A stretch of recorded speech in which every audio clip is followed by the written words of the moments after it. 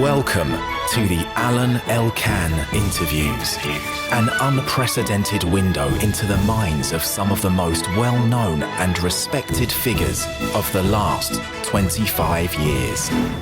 Today we are in contact with Arizona. We are speaking to Stephen Buchmann. Stephen Buchmann is a pollination ecologist specializing in bees and their flowers. He is a professor with the Department of Entomology and of Ecology and Evolutionary Biology at the University of Arizona, a fellow of the Linnean Society of London, and he published around 200 scientific papers and 10 books. Among his best-known books, The Reason for Flowers, Their History, Culture, Biology, and How They Change Our Lives. And then another book, The Forgotten Pollinators, that he wrote with Gary Paul Nabhan. Now, your last book, the book you just published, is What a Bee Knows, and you explore the thoughts, the memories, and the personalities of the bees. Why were you so interested in the bees?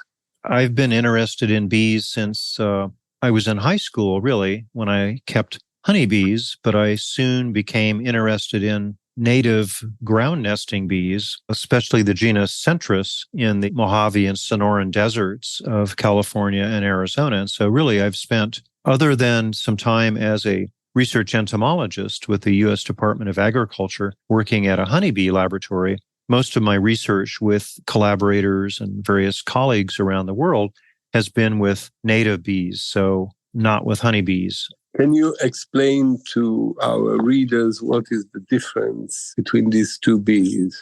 I like to make a little joke and say that the bees I study are single mothers with families to feed. They have no help from the males that they recently mated with, and then they're off on their own digging burrows and tunnels in the ground, and then going out to forage for nectar and pollen, bringing that back, forming a little ball, laying an egg on it, and then basically sealing those cells up and having no contact with their offspring. So most of the public thinks that honeybee colony is a queen and 30,000 of her loyal servants, the worker bees, but in reality, only about 10% of the world's 20,000 or more bee species are social. Even fewer of those make honey. There are only, depending on who you talk to, about 7 to 10 species of true honeybees. But are they very different? Yes, they're extremely different in their behavior, in their lifestyles, what flowers they visit. They have extremely different lives. And most of those solitary bees may only live for a month, where a honeybee colony, for example, is essentially immortal. As long as you keep replacing the queen bee, that colony lives on and on. The bees that we know are the most famous bees, and bees are famous because of the honey, right, in general. And people who are keeping honey, keeping bees, how do you call them? The people who then make the honey. Commercial beekeepers. That's a completely different world, no? Because the bees that you were studying are the bees who spread the pollen, right? And have a great impact in nature, agriculture, plants, and all that. The others instead are used to produce honey. Yes, they're both pollinators, but you're exactly right. Most economically important bee of commerce around the world is the Western honeybee, Apis mellifera. And so that is the one that beekeepers extract honey from to sell. But in California, for example, where I used to live and work, there's a huge industry where today beekeepers are making their living not by harvesting and selling honey, but by entering into legal pollination contracts with growers. For example, almond growers, almost 800,000 acres of almonds in California. California is the largest almond producing country in the world. There, it's kind of turned around so that now the money to be made as a beekeeper is through pollinating various crops rather than producing a honey crop, for example. Can you explain to us what pollinating means and what is the process and what are the consequences. And has this process always happened? And since how many years it happened? This is very little to do with technology or science, I guess.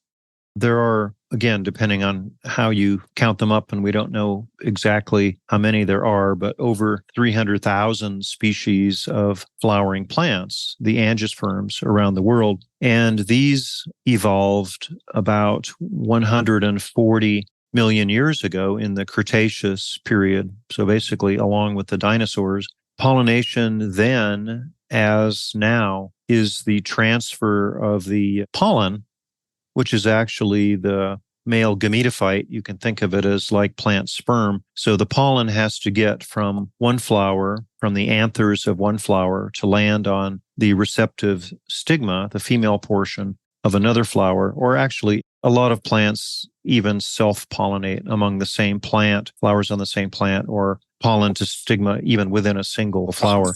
That pollination happens abiotically, so it can happen by wind and water moving the pollen around, or hopefully, in our case, by bees and other pollinating insects, which can include volant bestiary of pollinators. So you can have not just bees, but flies, wasps, beetles, butterflies, moths, and even vertebrate animals. I mean, here in the New World, we have hummingbirds. In the Old World, there are sunbirds and birds called white-eyes. You can even have mammals like nectar-feeding bats that are important for moving pollen around, for example, in our Sonoran Desert here in Arizona and northern Mexico. Pollination does make the world go round, and it does allow us to eat. I like to say about 33% or so of the global diet is due to honeybees and other bees moving pollen around, pollinating our crops. But out in nature, other animals that depend on seeds and plants as food are indirectly dependent upon these pollinators as well.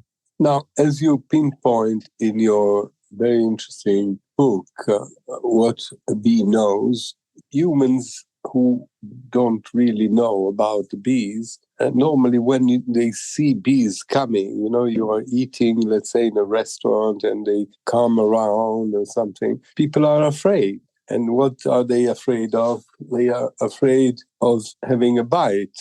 Question is, why the bees who are fed by flowers, by plants, and then they pollinate, why should they beat human beings or eventually other animals? To kill them, we are exterminating, probably very stupidly, a huge amount of bees.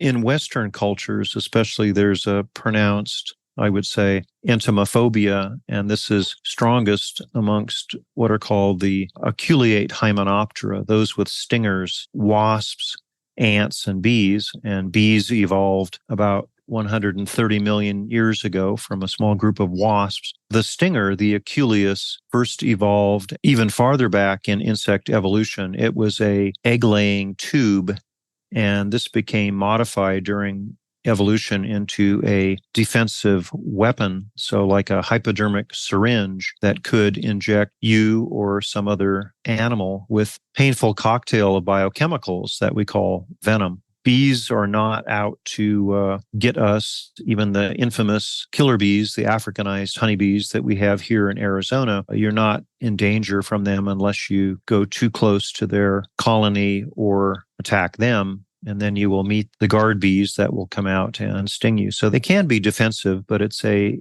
last resort. And as you so correctly mentioned, humankind is directly poisoning bees through use of agrochemicals, insecticides. I don't know what the situation is like where you are, but in the United States, we still use a certain class of insecticides called neonicotinoids or neonics, and they've been banned in many EU countries for quite a while.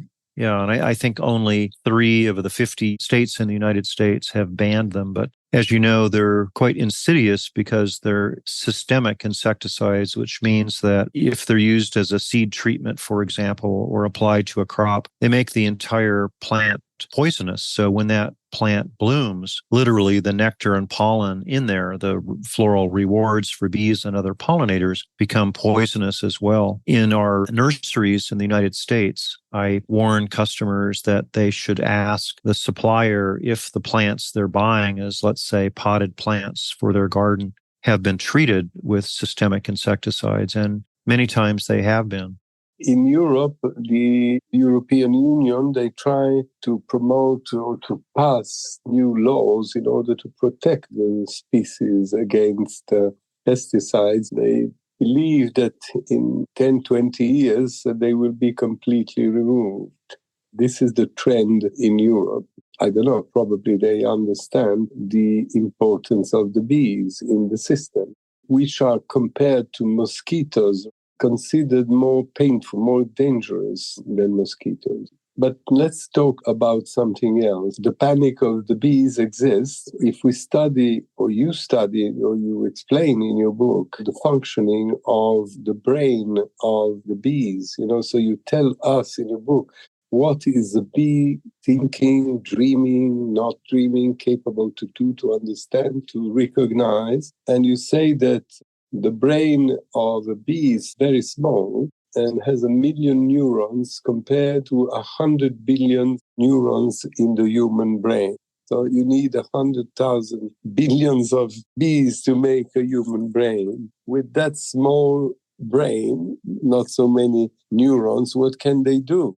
They're often, even the solitary ones, sometimes when they nest, they're nesting in group, so they're gregarious, but they do quite a lot with their tiny brains. I like to say that the brain is about the size of a poppy seed. I mean, it's about 1 cubic millimeter, but it's divided into not really hemispheres like our brain, but there are, for example, massive structures inside it. 2 of them, because of what they look like, are called mushroom bodies. And these are kind of central processing units where higher order neurological things happen within the bee brain. There are also massive optical lobes coming directly out of huge compound eyes. So in my book, I talk about the fact that bees can run through a maze as well as a mouse or a rat. They are problem solvers, tool users. One of my colleagues who wrote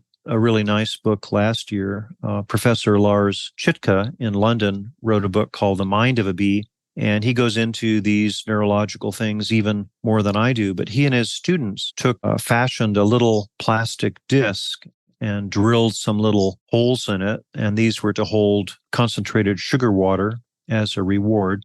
And then they attached a string to that. Think of it as a little round sled with a string attached. And they covered that with a clear, I can't remember whether it was plastic or glass, but anyway, covered so that the bees, in this case, bumblebees, couldn't get to it. And then some of the bees were trained so that they came to recognize that by biting the string and tugging and pulling, they could pull that little plastic sled that contained the sugar water out from under the clear barrier. And they became very good at that. Well, what Lars Chitka and his students did was to have other bumblebees sitting in a little cage nearby where they could see what was happening with the trained bees. And then after watching for many minutes, they would release those bees from the cage. And even though they had never experienced the experimental apparatus at all, they immediately went to the string, pulled it, and they knew how to get the sugar reward. And to me, that's fascinating. And it demonstrates what we call social learning. So the naive bees that didn't know the trick of pulling the string were able to do so simply by watching their hive mates. And I think that's just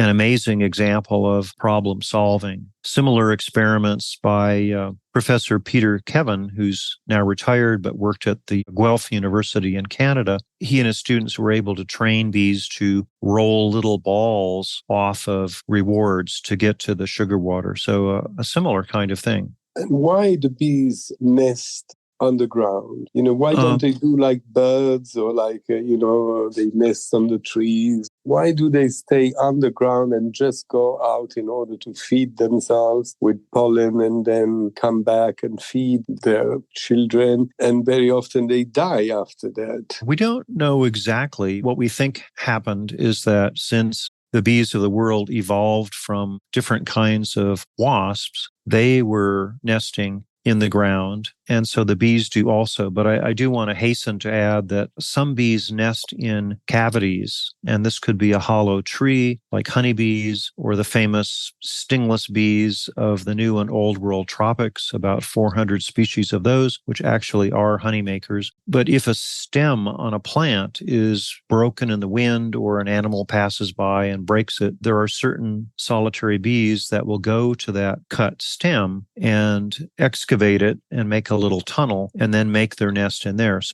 it might be 90% of the bees nesting in the ground, but there are about 5 or 10% or so of the others that nest in cavities or stems in plants. We can think of them like birds. Ecologists call them central place foragers. So think of a bee, a female that has found a good space, a little nice place of bare ground close to her food plants, and her nest, her tunnel where she sleeps and she makes the brood cells, basically the nursery for her offspring, is like a bird's nest. So in the morning, she will leave that, she will fly out and may visit dozens or even hundreds of different flowers to collect enough nectar and pollen to bring back for food for her larvae, her brood. So we term that a central place forager. So she basically has a home. And when she goes out, she makes kind of a spiral flying up and out and away from the nest. And what she's doing is memorizing the physical landmarks, the cues around her nest. And so she can fly out for a small bee, maybe a few hundred meters. For a larger bee, she might go several kilometers, and she can very accurately find her way back. Also because of something known as the sun compass. So all bees are very aware of where the sun is in the sky, how fast the sun moves across the sky, and they have a time sense that's very good. So if, for example, a flower opens only at 9 o'clock in the morning, the bees are pretty much there on time or even at that flower anticipating the bloom. So they have a very accurate way of knowing and measuring time. They don't go out at night. They just go when there is light. Actually, a colleague of mine, Bill Weislow at the Smithsonian Tropical Research Institute in Panama, studies a kind of halictid, a sweat bee, and they only fly at night on moonlit nights. So there are a few bees around the world that fly at night. There are also some that fly at dawn. So when there's very, very little ambient light. And we still see nowadays everywhere in the world that there are wars between people of different countries, different religions, different behavior. The human beings keep on fighting, right, among each other. Are there fights, wars among bees, or they're peaceful? And what is their relationship with other insects? Yeah, that's an interesting question. Bees are generally peaceful, but for example, in the stingless bees of the tropics, they can raid other bees. For example, there's a genus called Lestramelata. It's a true robber bee. So its female bees do not go out and visit flowers on their own and kind of make an honest living, but they instead find a host colony of Trigona, another kind of stingless bee, and the Lestramelata will come in and sort of chemically overpowers the colony with citral, a very lemony chemical. It's actually the same chemical that is in lemongrass, if you ever use that for cooking. But then they're able to come in and raid it and take the honey. So that happens in a few cases. My late research mentor, when I was at the University of California at Davis, found certain bees, actually honeybees in this case, on sunflowers were stealing pollen out of the leg hairs of certain native bees. And I thought that was quite funny. He called that kleptolecty. So in some cases, bees are not entirely peaceful and they do raid or steal from each other. But the vast majority of them are honest, hardworking, and kind of do their own do their own thing and don't bother one another. But what is the relationship they have with other insects? There is a lot of competition between other flower visiting animals. So, for example, syrphids, flower flies, or beetles, or wasps, or butterflies may often be visiting the same flowers and competing for the same nectar and pollen. And that does happen. And in the case of honeybees, because of their famous waggle dance and the fact that scout bees can go out and find rich new patches of flowering plants, they come back, do that waggle dance, report to their hive mates, and soon there's a rush of hundreds or thousands of newly recruited bees. And these can lower what we call the standing crop, that is the available amount of nectar and pollen. So if honeybees find a rich flower patch, they can swamp it out and basically eat up all of the nectar and pollen before other native bees or other pollinators can even find it. But there are fights between different kinds of insects. Not usually direct fights, mostly just competition and taking the food away faster or before the other insects find out about it. I should mention, though, that bees are valuable for doing things other than pollination that maybe your listeners haven't heard of. So, for example, just by the fact that most of the world's bees are ground nesters, you can almost think of them like earthworms. So they perform what we call bioturbation. So they're mixing up the soil, and their tunnels allow air and water to penetrate the soil. So, like I said, they can be likened to earthworms. Also, since their larvae are being fed nitrogen-rich pollen, when the larvae eat it, they will defecate it,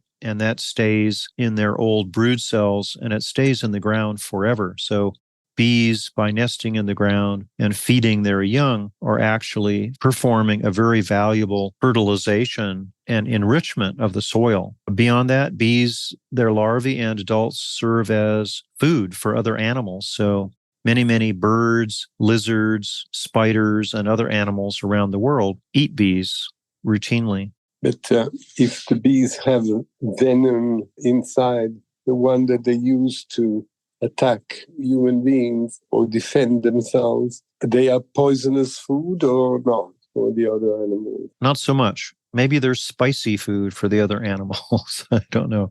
Birds will sometimes catch a bee in their beak, and they try very carefully not to get it in their mouth until they've bashed it dead against a branch or something. Other animals may be somewhat immune to the venom, but often you see animals that are trying to protect their face, their eyes, and their nose. Even, for example, skunks, badgers, and bears, which routinely will attack honey-producing bee nests, are typically trying to protect the tender areas on their face. So certainly they are feeling pain. That brings me to a question or a point that I raise in my book, which is kind of controversial, which surprised me. So not all scientists believe that bees can feel pain. I'm one of those who feel they do, even though this has not been my personal research. By reading the findings of other scientists, bees do have pain receptors, and they have things called nociceptors for nociception, which is the detection and avoidance of noxious stimuli. So they can move away from them. From comparative work with fruit flies, for example, there are so-called ion channels in their brain, which seem to be identical to that found in some other insects. So my thought is that bees do, in fact, feel pain, and that we have responsibility to, for example, as a scientist, I'm experimenting with bees in a laboratory to treat them in a humane fashion and one that does not inflict undue suffering or pain. For instance, let's take an animal that is very popular, like a dog, right? We very well know that dogs have feelings. They are sad. They are attached to their owner. Somehow they have a soul, right? They are jealous. They are similar to people. Are the bees having the same feelings? Do you know if they have feelings? They are sad, they're jealous, they are afraid, they become anxious, all these kind of things. We can't exactly know, but several experiments lead myself and others to believe that they have certain feelings or emotional states. We'll bring up again some experiments by Lars Chitka in England. He and his students created little robotic spiders, and they had padded foam pinchers, and they could control these in a foraging arena so that when a bumblebee came close to an artificial flower with one of these fake spiders, the spider would grab it and it would hold the bee for 2 or 3 seconds and not let it go. Later, when those bees were released, they seemed to show an anxious state. So they were hesitant to go anywhere near that robotic spider again, or even anywhere in that cage that was close to it. That's one of the better examples, I think, that leads us to indicate that bees may have some kind of emotions. Now, I don't know, I'm not quite willing to go as far to say that bees are happy or joyful. I don't know that that's true. Maybe they do get excited when they find some nice flowers that are overflowing with nectar. But it's a difficult thing, to know about the consciousness of any animal. You're a specialist of bees, but you understand many other species, or do you do comparative studies to other insects and their life? I do a little bit. I have done a little bit of work with hummingbirds and with nectar-feeding bats, especially in Arizona. We have a genus of bat called Leptonectarus that visits our famous giant century plant that maybe have a flowering stalk 5 or 10 meters tall, very, very tall. And there are these bats that are group foraging. So they're highly social animals. They kind of look like a dog. They have a long muzzle. They have an extremely long tongue, and they fly in groups of several dozen, and they memorize sort of what you might call a trap line. So they memorize the location of these flowering panicles of the agave plant and take the rich nectar. Oh, and remarkably, over the last 10 years or so, these bats have discovered that people in southern Arizona, in Tucson and other cities, put out hummingbird feeders to feed the hummingbirds. So this is a rich source of sugar. And people originally were filling up their hummingbird feeders at night, so they were ready for the hummingbirds to visit the next morning. And then they would check their hummingbird feeders and they were empty. And they're going, whoa, what is going on? What was emptying the hummingbird feeders at night? And so then they would look carefully, and these sort of groups or swarms of these large bats were going to the hummingbird feeders. And this has become kind of cultural, generationally transmitted thing among the bat. Now these bat populations are really tuned in to the fact that people are putting out these giant sugar feeders and they're visiting them. So I've done a little bit of comparative work with other pollinators, but mostly bees. Where are the countries where there are more bees, where they are more protected, or where they feel they grow? Oh, that's a good question. Where is the largest population of bees? The richest areas for bees in the world are right here in the southern United States, in Arizona and California. Arizona has about 1,300 species of native bees. The United States has somewhere between 3,500 and 4,000. Other biodiversity hotspots for bees are South Africa, in the Cape province. I was just there on vacation in September and looking at some of the flowering plants in the Cape. Also, Mediterranean regions of Israel, for example, are extremely rich in bees. So these are kind of biodiversity hotspots. So again, I'm talking about the native bees that have evolved there naturally. What about Africa and Asia? They have less bees? Fewer, but as I said, the tip of Africa has a huge number of bees. Malaysia has a lot of bees. I actually studied the world's largest honeybees, Apis dorsata, that are honey hunted by indigenous Malay peoples. So they will climb the tallest trees in Asia, the legume Cumpacia, which the native peoples call the tuolong trees. And these can be trees that are 40 meters or more tall. So they're canopy emergent trees. And these bees create 1 to 2 meter wide wax parabolic two-sided combs that they live on. And there can be more than 100 of these nests in a tree. So quite amazing. These are really fierce bees. It's easy to kind of set them off, and then you can have a lot of bees, nearly inch-long bees, coming down to try to sting you and defend their nests. As you talk of California, Arizona, Israel, or South Africa, and the last question, bees live better in warmer climates, dry and warm? There are not many bees in Alaska or in the Alps or in the mountains. In mountainous areas around the world, there tend to be fewer kinds of bees, but it shifts into, for example, the mountains, let's say the Rocky Mountains of the United States or the Alps in Europe or areas in China. And there are many kinds of bumblebees. So the genus Bombus, we have about 250 species of those around the world, and they're more common in mountains. But my personal idea is that the hot spots that I mentioned, so South Africa, Israel, southern United States, California, Arizona, are the richest in native ground nesting bees because, well, 2 reasons. Their larvae do very well because they nest in the ground and it's not so wet. I mean, if you think of a tropical rainforest, I've also done a lot of work in the rainforests of Costa Rica and Panama, where the soils are pretty much always waterlogged. So the larval bees can be attacked by fungi, pathogenic fungi that kill them. But the other reason that, for example, Israel and let's say Arizona have a lot of bees is that the native flora, the amount of native flowering plants that live there is very great. So for example, the Tucson Mountains that are very close to where I live